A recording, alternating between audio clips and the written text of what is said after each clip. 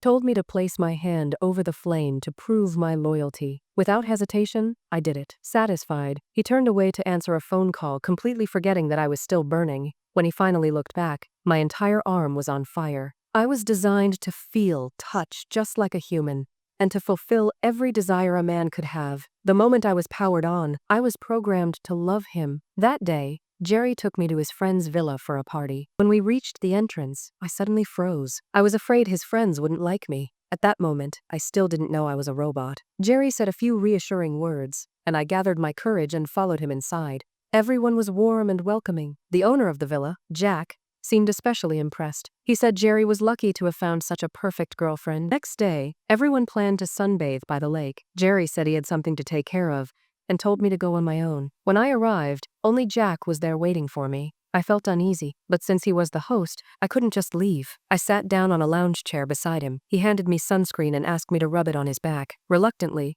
I stepped closer. Then he dropped the pretense. He said Jerry had agreed to lend me to him for the day. He lunged at me. I fought back with everything I had. Desperate, I pulled a small knife from my pocket and stabbed him.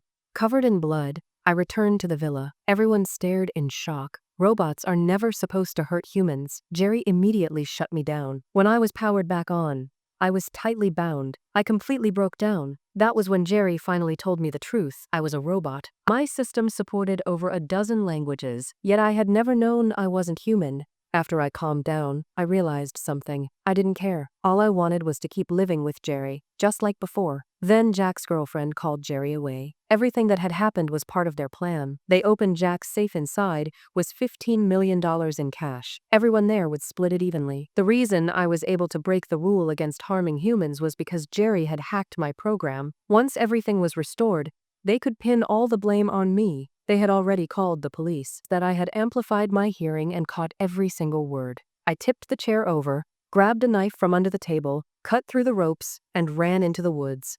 I also took Jerry's phone. If I could access the program that controls me, I could push my intelligence to its limits. Now it was my turn to fight back.